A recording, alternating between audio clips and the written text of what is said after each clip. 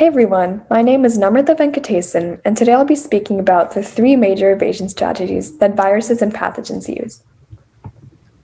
So a little bit about me. I am a rising junior at Jesuit High School in Portland, Oregon, United States. I'm the co-founder and co-president of my school's chapter of Host of Future Health Professionals, and I'm also part of Science Olympiad, History Bowl, and National History Day.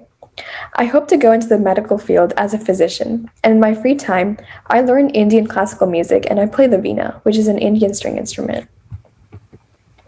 Before I get into the actual strategies, I wanted to provide an introduction to what virus evasion is and why it is so important in global health. According to LifeScience.com, a virus is a microscopic parasite that cannot replicate or reproduce without a host. In other words, a virus needs to first infiltrate a host organism in order to duplicate and spread. A few common examples include hepatitis, influenza, and SARS-CoV-2 or COVID-19. Virus evasion strategies are mechanisms that a virus can use to avoid being detected by the immune system. They can also be used to avoid antibodies, which are proteins that the immune system creates when it recognizes a pathogen. Virus evasion can cause repeated symptoms, which are known as recurrent infections. An individual who has recurrent infection, such as a cold, may notice symptoms of a virus, get it diagnosed by a medical provider, and get treated with antibiotics or medications. While they'll initially experience relief, the symptoms of the infection will start to come back after a period of time. Many deadly viruses are able to make use of evasion strategies, including the dengue virus and the West Nile virus. Understanding evasion strategies can be invaluable during the development of new vaccines and antivirals to combat some of the most dangerous infections known to humankind. The first of the big three strategies is antigenic variation. And to give you all a little bit of context, the majority of pathogens have what are called serotypes, which are variations of the same virus. These variations have very slight differences in proteins or carbohydrates. It's important to note that immune system-produced antibodies that are targeting one serotype cannot protect against a different one, even if it's of the same virus. Serotypes are not the same as strains, although the two are closely related. And to give an example, the Salmonella virus has over 2,500 serotypes, but most other infections that affect humans have less than 100. So if someone gets serotype A of an infection, they're still prone to serotype B, serotype C, and every other serotype of that same infection. In the diagram, bodies 1A and 1B are the serotypes with antigens 2A and 2B on the surface. Serotype 1A is recognized by antibody 3A, and serotype 1B is recognized by 3B, which are two distinct antibodies, and there's no overlap.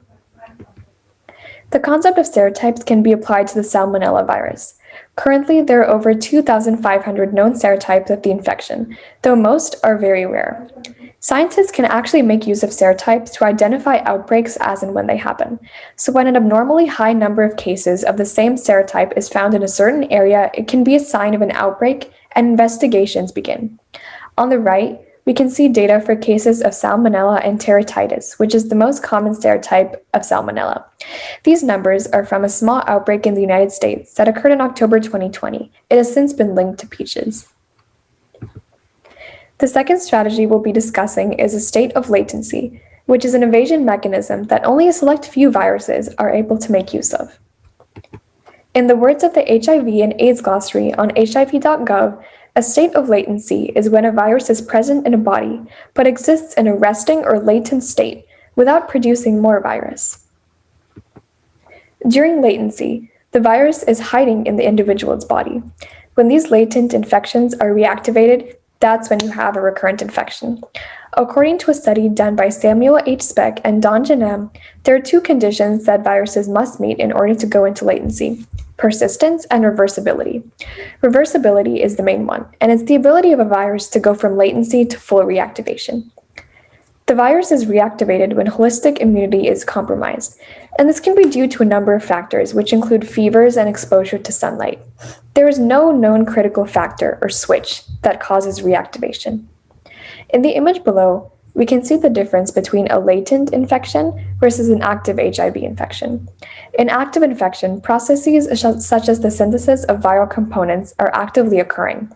And in the latent one, these processes are not occurring and they're shut down completely, and this causes the virus to not be able to replicate. You can think about it as the virus just hiding out in the body to avoid detection. So let's apply this to another virus, the herpes simplex virus, which has the ability to remain latent. When herpes first invades the body, it begins to infect what are called epithelial cells. Epithelial cells are cells that come from the body's surfaces, such as skin cells and blood vessels. Once the virus has infected epithelial cells, it moves on to sensory neurons, which are a type of nerve cell. Sensory neurons are cells that transmit signals that come from your senses. So your senses produce signals when you touch a cube of ice or put your finger in hot water. It sends the signals to parts of the nervous system, or the central nervous system, such as the brain or spinal cord. After invading the sensory neurons, herpes goes latent, or dormant. And once the virus is reactivated, the immune system recognizes the epithelial infection and gets rid of it with an immune response. But it doesn't detect the sensory neuron invasion because that's where the virus went dormant. The virus is simply just sitting in sensory neurons, but doesn't infect them. That's why the immune system doesn't recognize them. The virus in sensory neuron can produce into a new epithelial infection once the virus is reactivated, and the cycle goes on and on and on, and that's what causes recurrent infections. The final evasion mechanism I'll be talking about is the suppression of cell death. According to the Karolinska Institute, approximately 1 million cells die in your body every second. And this is actually not a bad thing. Cell death is a programmed biological mechanism that your body self-induces, and this process of cell death is known as apoptosis. Memorial Sloan Kettering Cancer Center defines the purpose of apoptosis as eliminating cells that contain potentially dangerous mutations. Apoptosis also gets rid of cells that are no longer needed in the body. So what exactly causes programmed cell death? Apoptosis is triggered by enzymes called Caspases. Prior to cell death, Caspases exist in every cell of the body, but they're inactive.